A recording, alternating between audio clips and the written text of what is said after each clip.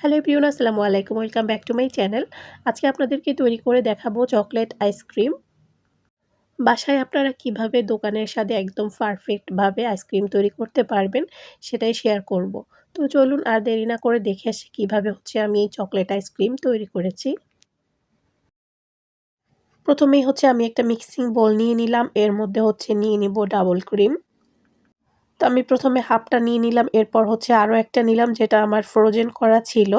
তো মোট ১.৫ টা ইউজ করে এখন এগুলাকে খুব ভালো করে ব্লেন্ড করে নিতে হবে। মোট আমি এখানে ১.৫ ক্যান আম ডাবল ক্রিম ইউজ করেছি। তো দেখতেই পাচ্ছেন এগুলাকে এখন আমি বিট করে নিচ্ছি। আমি ইলেকট্রিক বিটার দিয়ে করতেছি।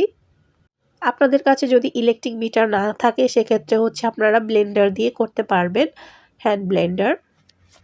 তবে ইলেকট্রিক বিটার দিয়েই করলেই ভালো রেজাল্ট আসে।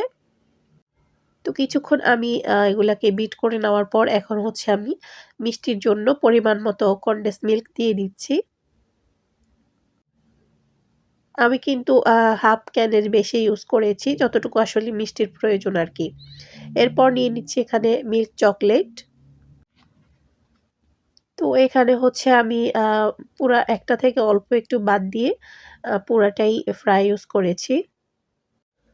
চকলেটটা অবশ্যই দেওয়া ট্রাই করবেন, তাহলে টেস্ট খুবই ভালো আসে, একদম দোকানের মতো আসবে। চকলেটটাকে মাইক্রোওভেনে আমি ১ মিনিটের জন্য গরম করতে দিয়েছি। আর এখন আবারও একটু ভালো করে আ বিট করে নিচ্ছি। চকলেটটা কিন্তু খুব সুন্দরভাবে গলে গিয়েছে। এখন এটাকে আমি সেই ক্রিমের মধ্যে দিয়ে দিব। আপনারা চাইলে কিন্তু আরো বেশি পরিমাণেও চকলেট ইউজ করতে পারবেন। যত বেশি চকলেট ইউজ করবেন তত বেশি টেস্টি হবে। আমি যেই পরিমাণে করেছি আমার জন্য এনাফ ছিল আর খুবই মজার হয়েছিল আইসক্রিমটা। তো দিয়ে দিয়েছি। এখন দিয়ে দিব কোকো পাউডার। কোকো পাউডারটা আমি এখানে 1/3 কাপ ইউজ করেছি। এখন একটা চালনির মধ্যে নিয়ে কোকো পাউডারটাকে চেলে নিতে হবে। অবশ্যই কোকো পাউডারটা চেলে নিবেন, কারণ কোকো পাউডার খোলার পর কিন্তু এরকম টাইপের হয়ে যায়। অবশ্যই কোনো কিছুতে ইউজ করার সময় চেলে নিবেন। এখন আমি নিয়ে নিলাম। এখন খুব ভালো করে মিশিয়ে নিতে হবে। প্রথমেই আমি খুব ভালো করে একটা চামচ দিয়ে মিশিয়ে নিচ্ছি। এরপর আমি আবারও এটাকে বিট করে নিব। কারণ কোকো পাউডারটা দেওয়ার ফলে আবারও এটাকে খুব সুন্দর করে বিট করে নিতে হবে। তো আমি আবারও ইলেকট্রিক বিটার দিয়ে এখন এটাকে খুব ভালো করে এবার বিট করে নিব। বেশ কিছুক্ষণ আমি বিট করে নিয়েছি। এখন যে বাটিতে আমি আইসক্রিমগুলাকে সেট করব ওই বাটিতে নিয়ে নিব। তো সবগুলা আমি নিয়ে নিচ্ছি ওই বাটির মধ্যে। নিয়ে তারপর আমি এটাকে ২ ঘন্টার জন্য আ ডিপ ফ্রিজে রেখে দিব। ২ ঘন্টা পর আমি আবারও এটাকে বের করে নিব। তো এখন একটা ঢাকনা দিয়ে রেখে দিচ্ছি ২ ঘন্টার জন্য। ফিরে আসলাম ২ ঘন্টা পর। এখন আমি এটাকে বের করে নিয়েছি। একটা চামচ দিয়ে খুব ভালো করে একটু আবার মিশিয়ে নিব।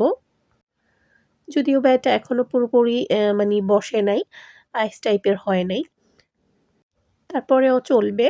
এখন আমি একটা কিচেনের তো প্লাস্টিক টাইপের এগুলা দিয়ে আমি এখন এটার মধ্যে দিয়ে দিব। এটা দেওয়ার ফলে আইসক্রিমের উপরে কোনো আইস হবে না। এটা অবশ্যই আপনারা দিবেন। যেকোনো পলিথিন কেটে উপর দিয়ে জাস্ট দিয়ে দিবেন। তো এখন এটাকে রেখে দিব ৮ থেকে ৯ ঘন্টার জন্য। ৮ থেকে ৯ ঘন্টা পর কিন্তু এটাকে বের করে অলরেডি ২-৩ বার খেয়ে নেওয়া হয়েছে। আমার মেয়েরা খেয়ে ফেলেছে। তো দেখতেই পাচ্ছেন এটা কিন্তু অর্ধেকটা অলরেডি শেষ হয়ে গিয়েছে। এখন আমি আপনাদেরকে সার্ভ করে দেখাচ্ছি। তো আমি একটা গোল চামচ দিয়ে উঠিয়ে নিচ্ছি। আপনারাও এই টাইপের চামচ দিয়ে উঠিয়ে নিবেন আইসক্রিম।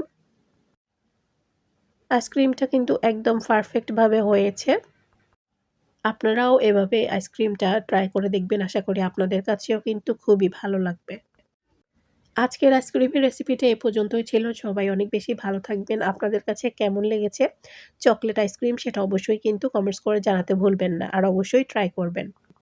আজকের মতো এখানেই বিদায় নিচ্ছি। পরবর্তীতে অন্য কোনো রেসিপি নিয়ে আবার চলে আসবো। সেই পর্যন্ত সবাই অনেক বেশি ভালো থাকবেন।